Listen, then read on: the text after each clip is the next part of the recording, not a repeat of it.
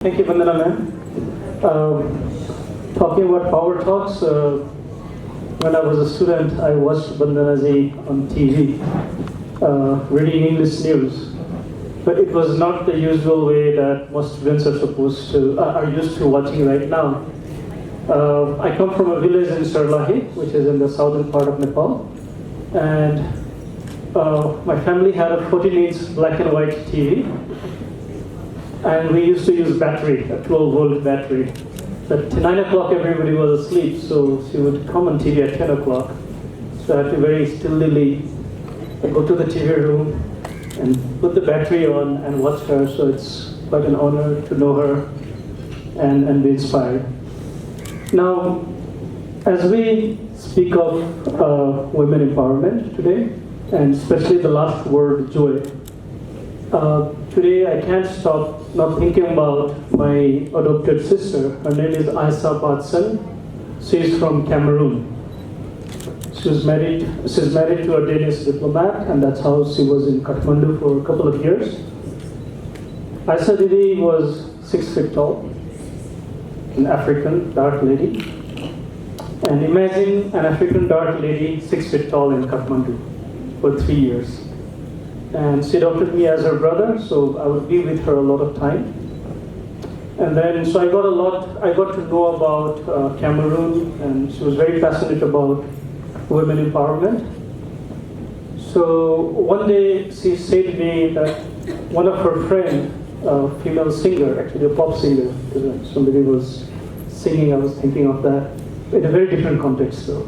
So I'm going to twist it around 180 degrees.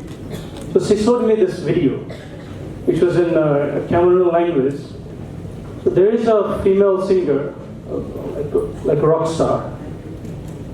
And on the sofa, there's a guy, like probably 45, 50-year-old, lots of gold chain on himself, gold everywhere. And she's singing with a couple of women dancing in the background. It was very funny because every few minutes there will be a different guy, different man that she is dating. Like once in a room, once in a bar, once in a third place, fourth place. And I said, like, you really need to translate the whole thing. So we rewinded the video. All she told was the singer was her friend. So the lyrics was like, "Don't worry, my current boyfriend, you are my last. After this, trust me, I am not going to change my boyfriend. You are the best I have ever found in my life. I have already wasted 15 years of my life dating other men. The first guy was a nice guy. He was charismatic, but he was a thief.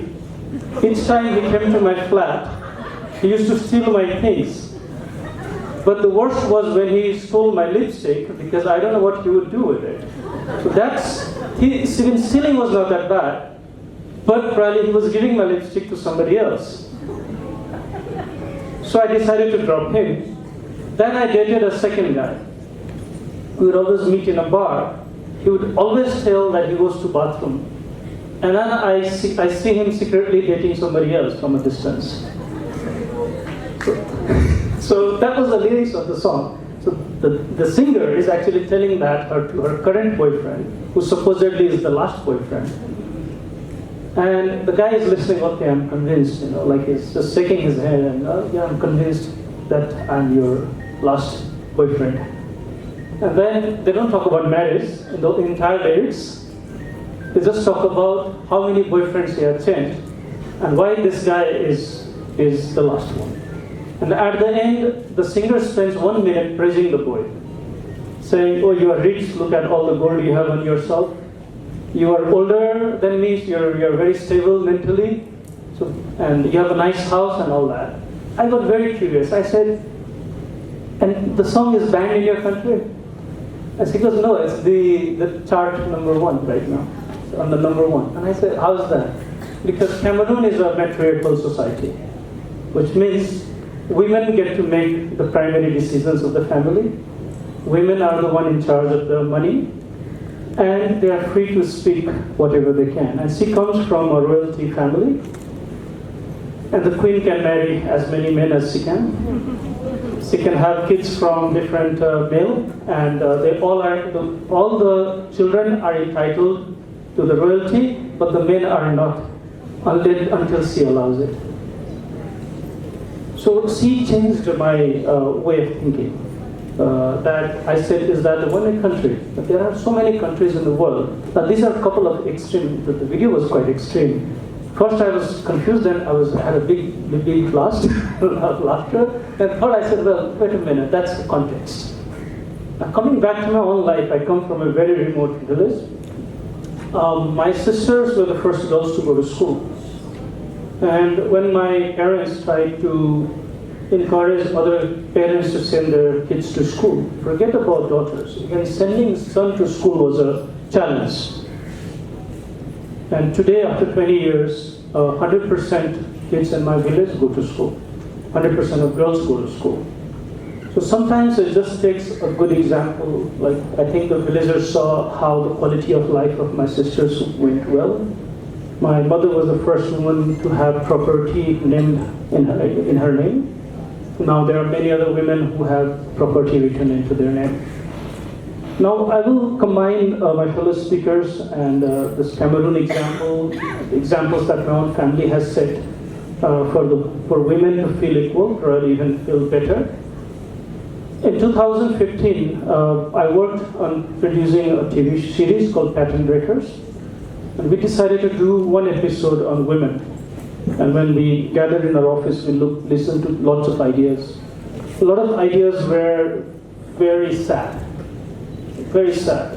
Women being under violence, child marriage, rape, murder, acid attacks. So I said, don't we have, because these are the news that we hear every day. So I said, so many media is covering that. Don't we have success stories? Don't we have women in Nepal who have invented something? Don't we have one woman in Nepal who is flying a helicopter or a plane? Don't we have great examples? Don't we have some examples from even villages? Why should we always look at a village as a victim, poor, and dirty? I come from a village. I think great ideas come from a village as well in any part of the world. So we made a 30-minute documentary called Exemplary Women of Nepal. We discussed problems that they are tackling, that they address. For example, Menuka Thapa was talking about women being trafficked, women being sold into prostitution. At the same time, we also wanted to discuss solution, find the problem exists, but how is she solving it? She had a shelter. But I said, what else you're doing? So she said, we filed a legal case at the court.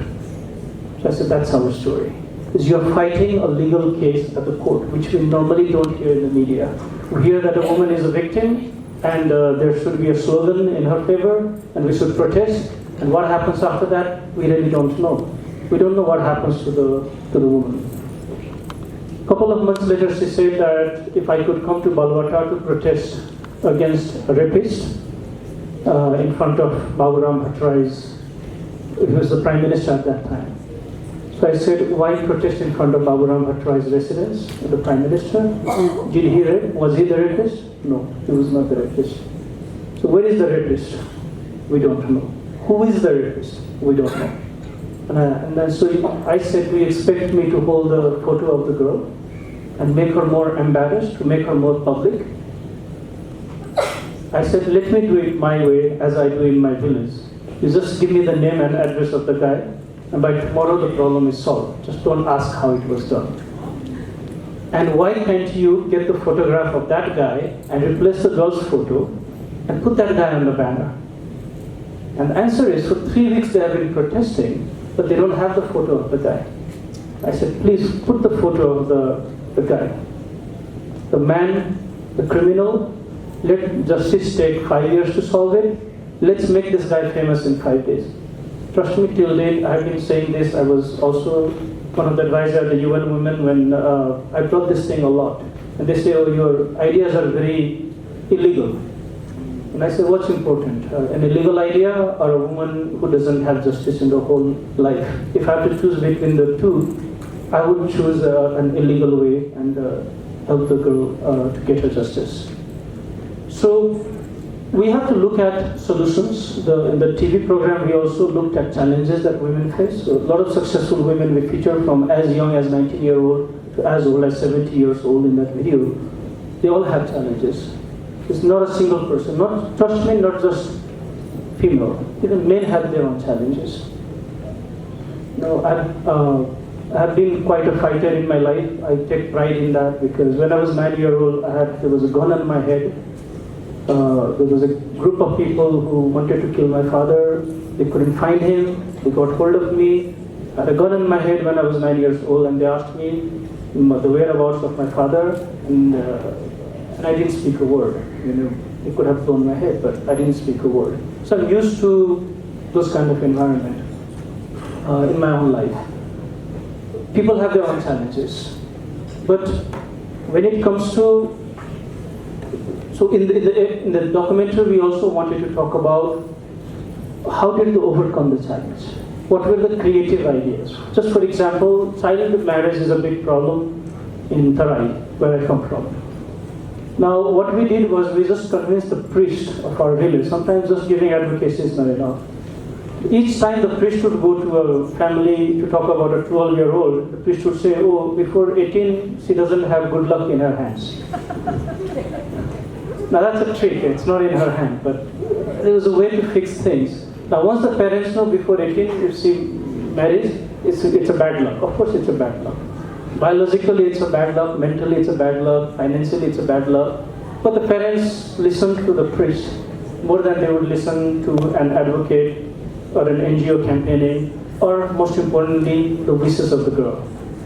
But to priest, even if the priest is unknown, they will listen. So the priest that is probably messing a village, we just use the priest to make good advices, and they followed.